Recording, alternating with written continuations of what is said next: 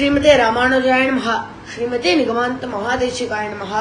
श्रीमान वेंकटनाथार्य कवितार्किक केसरी वेदांताचार्य वर्यो में सन्निधत्तां सदा हृदि। இன்றைய நாள் நாம் 29வது ஸ்லோகத்தின் சாரத்தை அனுபவிப்போம். வாம் சிந்தயன் त्वन्मयतां प्रपन्नः वान्मुद्गणन् शब्दमयेन धाम्ना स्वामिन् समाजेषु समेदिशीय स्वच्छन्दः वादाः பத்தசூராக. துவாம் துவாம் என்றால் உன்னுடைய, சிந்தையன் சிந்தையன் என்றால் சிந்திக்கிறது, துவன்மயதாம் துவன்மயதாம் என்றால் எசன்ஸ். அப்போ பகவானோட எசன்ஸ் என்னது? அவரோட நாமம்.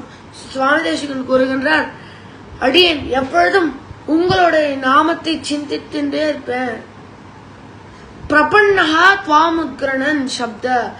பிரபன்னஹா என்றால் உன்னோட திருவடியில் நான் சரணாகதி செய்கிறேன். துவாம் உத்கிரணன் சப்த, உன்னுடைய அந்த திவ்ய நாமத்தை நான் திருப்பியும் திருப்பியும் திருப்பியும் ஜபிச்சுட்டே இருப்பேன். அப்பேற்பட்ட நாமம் ரொம்ப பவர்ஃபுல். மயேன தாம்னா, அது மெடிடேட் பண்ணா நம்ம கேட்கறது எல்லாமே கொடுக்கும்.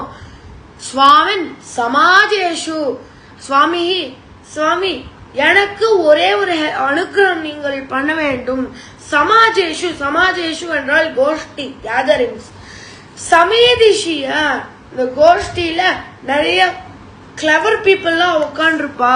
ஸ்வச்சந்த வாதாகவ பத்தசூராக, அதில் வாதம் பண்ணுவா, எல்லாரும் வாதம் பண்ணுவா, டிபேட் பண்ணுவா.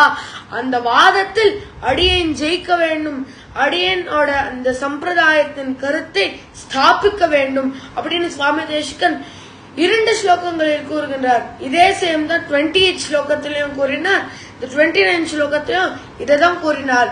என்னால் சுவாமி தேசிகருக்கு அவ்வளவு ஆர்வமா இந்த சம்பிரதாயம் பரவ வேண்டும்.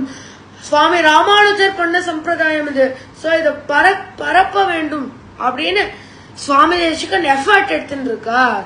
கவிதார்க்கிக சிம்மாய கல்யாண குணசாலினே ஸ்ரீமதே வெங்கடேஷாய வேதாந்த குருவே நமஹ. நமஸ்காரம்.